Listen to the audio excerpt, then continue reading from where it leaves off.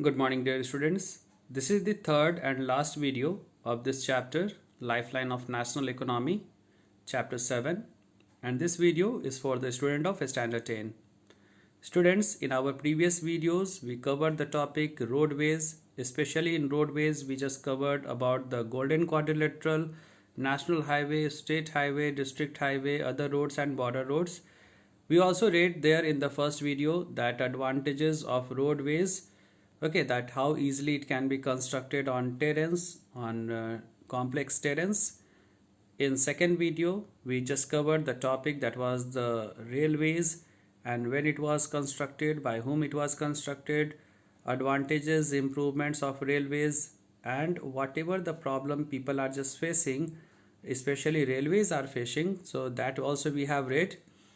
Then we read about the pipelines, that how it is the fastest and safest, and giving the assurity that until or unless the resource will not just end, till then it can just supply frequent minerals, gases, okay, from one place to another. Here in this video, we will wind up this chapter by just reading about the airways, trade and commerce, okay, and waterways. So let's start from the waterways. When we talk about the water transport, so it is the cheapest among all mode of transportation. What is the reason behind that? Because there is no need to construct any route. Okay. They are cheaper for transporting bulky and heavy raw materials. Okay. Just now we read about the water transport. So what we have seen here, that it not requires any type of construction. It means you don't need to just lay down the road or construct the road or bridges over there. It is itself providing the mode of transport. Okay. India has many perennial and seasonal rivers which offer transport facility. India has about 14,500 kilometer long inland navigation waterways. It means if we want to just move from one place to another inside our country, so we can just use this cheapest means of transport. So always remember why it is cheapest means of transport, because here you don't have to construct any route, okay, which you have to construct in the roadways, in the railways, okay. India has also long sea coast on which there are many ports like Mumbai, Goa, Kochi, Chennai, Visakhapatnam, Haldia, etc. So via port, via seaport, boats and big ships are just coming, just landing over there and just carry forwarding the goods and services to other countries. You can see here, just like our national highway, we are having the national waterways in India. So it has India has three national waterways, that is the national waterways 1, 2, 3, okay, Ganga, Allahabad, Haldia, okay. Second is Brahmaputra, that is the Sadia and Dhubri, and in West Coast Canal, that is Kollam and Kottapuram. So these are important one. You can see the port, the area where ship used to just land. This is the Ganga Bhagirathi Hooghly river system. Okay, you can see here that is national waterway number 1. Okay, so this route is important, that which route it is covering. As Ganga is mentioned, so our Bihar will not just separate from that. So you can see the region which is covered by this national waterways 1. So our Bihar is coming. In Bihar many districts are coming here, that is the Chapra is there, then after that Bhagalpur, Munger, okay, then it is surpassing through Bihar to Uttar Pradesh. When we talk about the Brahmaputra river, so that is coming in the national waterways 2, okay, and directly you can see the flow of the Brahmaputra river which is coming from Arunachal Pradesh and just lying there in the Bay of Bengal. Last is the national waterways number 3, okay, and it is West Coast Canal. So in western side you can see from Kochi to Kollam we are having lots of port, and you should know that here this port is divided into 2, that is the Kochi and Malabar. So here you can just see not the Malabar, so Kochi and Kollam, and this port is naturally consisting harbor. Okay, many small chunks of rocks or lands are there. Okay, just like island. So that is providing the natural port to them. That is called harbor. What are the problems of waterways? You can understand from here. So peninsular rivers are seasonal. Okay, most of the peninsular river, like in the South India, many rivers are there. So they are the peninsular river that depends on the rainfall. So when it just dries up or when its water just deteriorate in the river, so it might not support the movement of the big ships or the crew.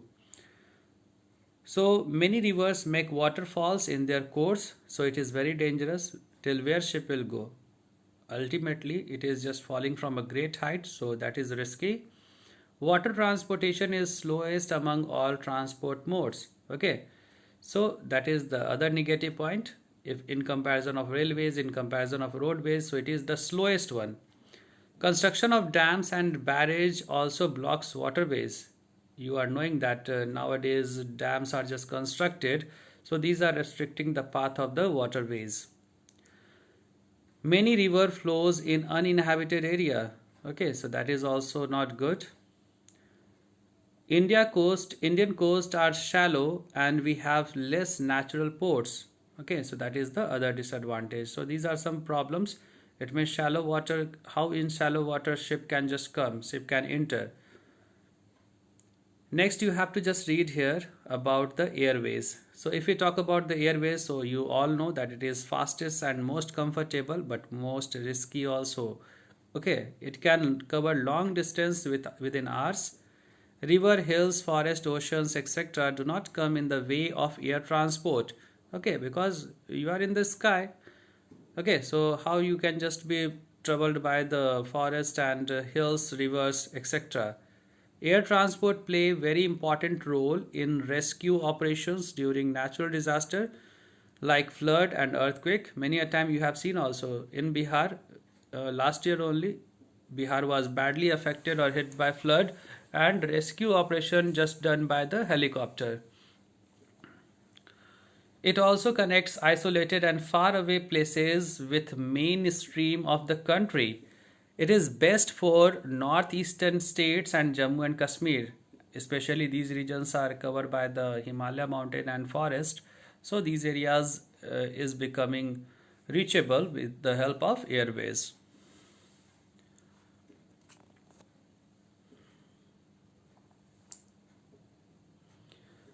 Next is airways in India. So if we talk about airways in India, so it is having domestic and international.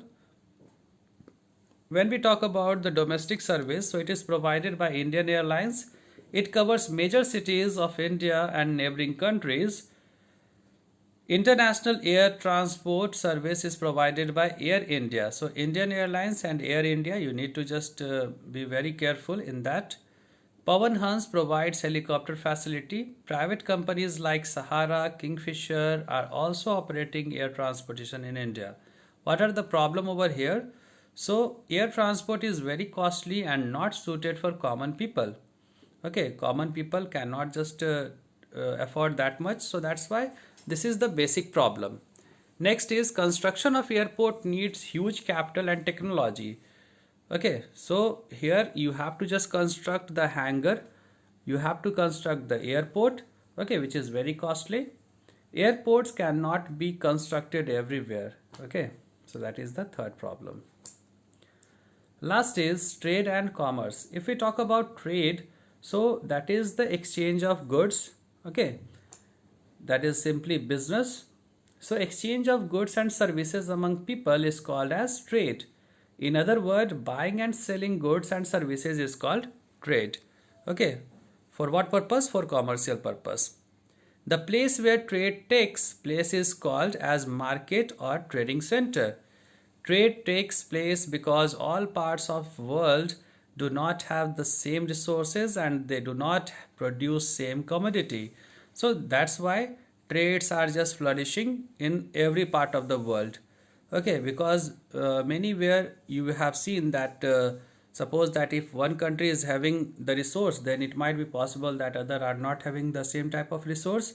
That's why we used to establish the trade relation, and that is very much effective in the country nowadays.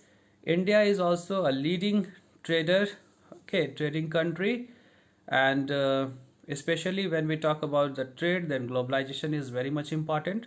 Liberalization is also very much important in the trade, so that country could get the easy access. Okay, so here in this video we just read about the waterways, airways and trade. So thank you for watching. Thank you very much.